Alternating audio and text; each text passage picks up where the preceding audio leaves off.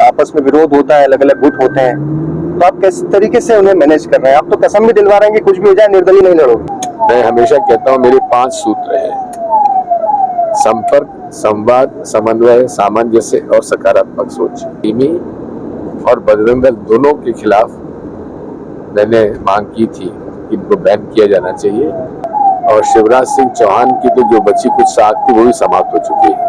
बाद मेरा आंकलन है कि 135 से 140 सीटें हमको मिलेंगी। नमस्कार, मैं हूं भुवनेश सेंगर।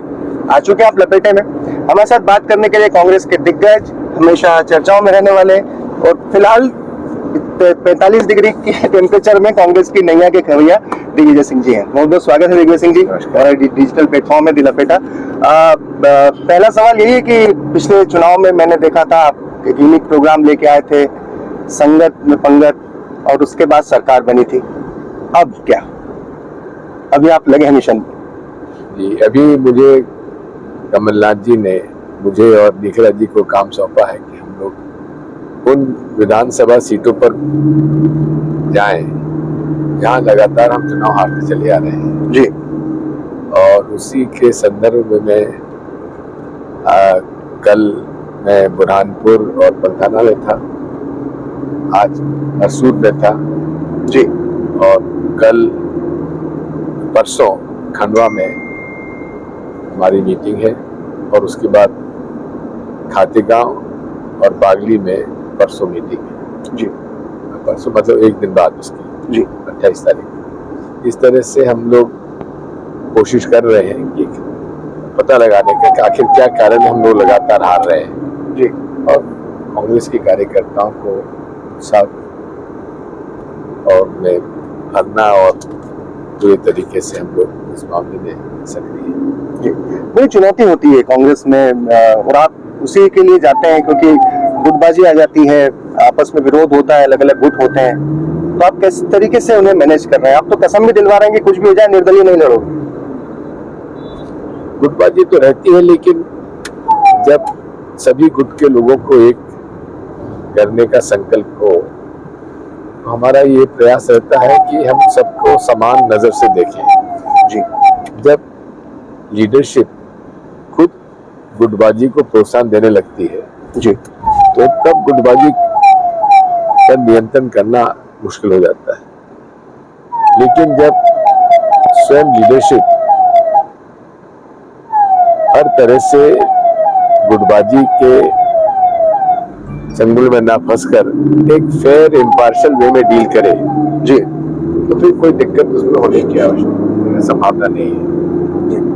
तो अब इसमें जब बात आती है पिछला चुनाव, पिछली सरकार बनना, उस सरकार का जाना, तो जो एक टिकट वितरण जिसे कहते हैं कैंडिडेट सिलेक्शन, इस बार क्या एहतियात रखी जाएगी? क्योंकि सरकार तो पिछली बार भी बनी थी लेकिन वो लोग बीजेपी में चले गए। हाँ, कुछ लोग चले गए जी, क्योंकि इसमें अधिकांश वो लोग जो थे जो सिंधिया जी के समर्थक थे और सिंधिया जी की सिफारिश पर उन्हें टिकट दिए गए थे।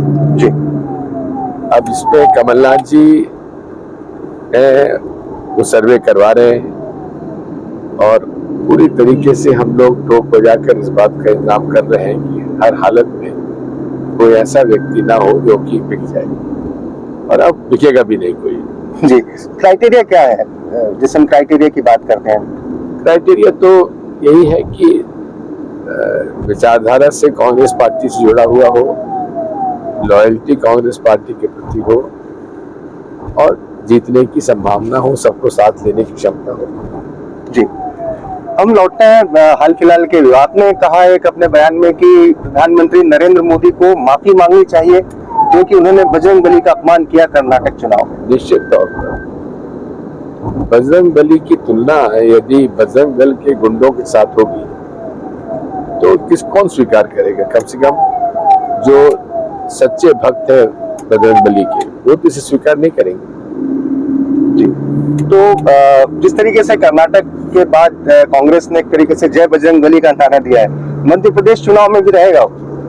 हम लोग धर्म का उपयोग राजनीति में नहीं करते, चुनाव में नहीं करते, ये भाजपा करती है, हम लोग नहीं करते। जी, बयानों की बात आती है, आज ही नरोत्तम मिश्रा का बयान है कि दिग्विजय सिंह जी बजरंग दल की बात करते हैं प्रतिबंध की, लेकिन इस्लामिक जो वो है सीनी हुआ या फिर PFI हुआ उस पर बात नहीं करते। वो शायद अपना पुराना रिकॉर्ड नहीं देख रहे हैं। मध्य प्रदेश के मुख्यमंत्री के रूप में मैंने सिमी और बजरंग दल दोनों के खिलाफ मैंने मांग की थी कि इनको बैन किया जाना चाहिए, और मेरे प्रस्ताव पर ही तत्कालीन प्रधानमंत्री अटल बिहारी वाजपेयी जी और अडवाणी जी ने सिमी को बैन किया था। बजरंग दल को बैन नहीं किया था क्योंकि उनके बजरंग दल उनका सहयोगी संगठन रहा है, लेकिन दोनों के दोनों मिलकर दंगे कराते रहे और एक दूसरे को वो मैं समझता हूं कि मिलकर ये दंगे कराते हैं जी। और कर्नाटक चुनाव की जब हम बात करते हैं तो करप्शन एक बड़ा इशू, 40% का एक इशू राइज हुआ। मध्य प्रदेश में पिछले चुनाव में जरूर करप्शन एक बहुत बड़ा इशू था, कांग्रेस ने उसे बड़े तौर पे व्यापम की अगर हम बात करें उठाया था। इस बार करप्शन इस चुनाव में कितना बड़ा मुद्दा है? और बड़ा मुद्दा है उससे। उसके बाद से आप देख रहे हैं ई टेंडरिंग, उसमें कपड़ा यूनिफॉर्म घोटाला, फिर इसमें पोषण आहार घोटाला, हर चीज में तो घोटाला, PDS घोटाला सामने आया है। तो ये पूरे तरीके से ये भ्रष्टाचार, हर क्षेत्र में भ्रष्टाचार। जी। अब इसे उठाने की बात आती है तो फिर संगठन की बात आती है, हम अपनी बेबाकी के लिए जाने जाते हैं। आपने तो खुद एक प्लेटफॉर्म पे कहा कि बिल्कुल हमारी दूसरे नेताओं से इतनी मुलाकात हो पाती है हमारी पार्टी की, वो अपने खुद के कार्यकर्ताओं से इतना नहीं मिल पाते। देखिए, राजनीति में जी, मैं हमेशा कहता हूं मेरे 5 सूत्र हैं: संपर्क, संवाद, समन्वय, सामंजस्य और सकारात्मक सोच। उसी के आधार पर मैं अपनी राजनीति करता हूं। अब मुझे अच्छे से याद है नर्मदा परिक्रमा हो रही थी, तब बहुत कम लोग एक उस वक्त जानकार कह पा रहे थे कि शिवराज सरकार जाएगी, और मैं अच्छे से जानता हूँ आपने कहा था कि बिल्कुल जा रही है। और इस बार जहां तक मैं इस करंट को फील कर रहा हूँ, इस बार आप घूम रहे हैं पूरे मध्य प्रदेश में, आपका क्या आकलन है?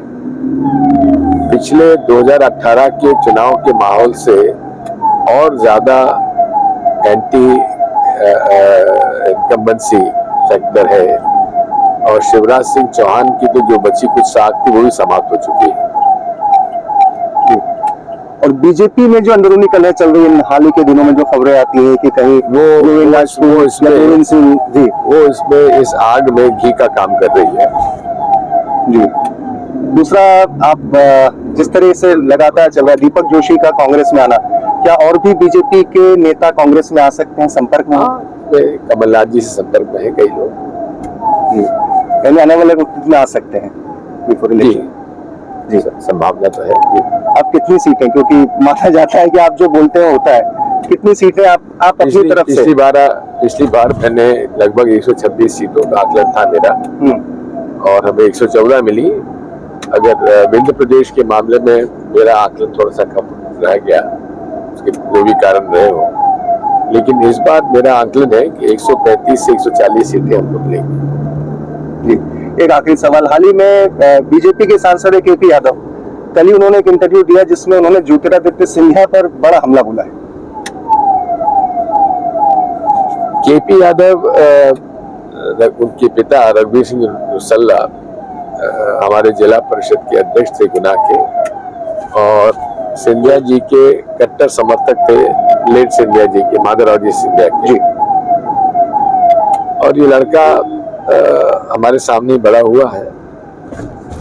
ये विधानसभा का टिकट मांग रहा था मुंगावली से। उस समय इसका टिकट काट के और जो आज विधानसभा के सदस्य है और मंत्री भी है मुंगावली से, उसको टिकट दे दिया। उससे नाराज होकर ये फिर बीजेपी में चला गया। जी, अन्यथा ये उनका खासम खास हुआ करता था, उनकी गाड़ी ड्राइव किया करता था। जी, तो अच्छा, एक आखिरी सवाल है आपसे कि जो नई संसद का उद्घाटन है प्रधानमंत्री कर रहे हैं, इस पर तमाम पूरे विपक्ष ने एकजुट होकर बहिष्कार का फैसला लिया है, कारण ये है कि किसी भी संसदीय लोकतंत्र प्रणाली में राष्ट्राध्यक्ष, चाहे राष्ट्रपति हो चाहे और कहा जाए, ये ही पूरा संसदीय लोकतंत्र को के संचालन के लिए जिम्मेदार है जी। इनके बिना दस्तखत के न तो संसद का सत्र बुलाया जा सकता, ना कोई कार्रवाई हो सकती। ऐसे प्रावधान में नया संसद भवन बन रहा है, नई पार्लियामेंट तैयार हुई है जी। और उसको महामहिम राष्ट्रपति जी के द्वारा ना किया जाए, ये उनके प्रति अपमान है। और वो भी विशेष तौर पे जबकि भारत की राष्ट्रपति पहली महिला आदिवासी राष्ट्रपति हैं, उनको न बुला के इन्होंने न केवल संविधान लेकिन राष्ट्रपति जी का भी अपमान किया है, महिला आदिवासी राष्ट्रपति का भी अपमान किया है जी। चलिए, वैसे लपेटे में आने के लिए बहुत बहुत धन्यवाद। वैसे आपको कोई लपेटा में नहीं ले सकता, ये तो एक इंटरव्यू का लपेटा था। दिग्विजय सिंह इस वक्त निमाड़ में 45 डिग्री के टेम्परेचर में भी मैदान में डटे हुए हैं ताकि कांग्रेस एकजुट हो सके। धन्यवाद।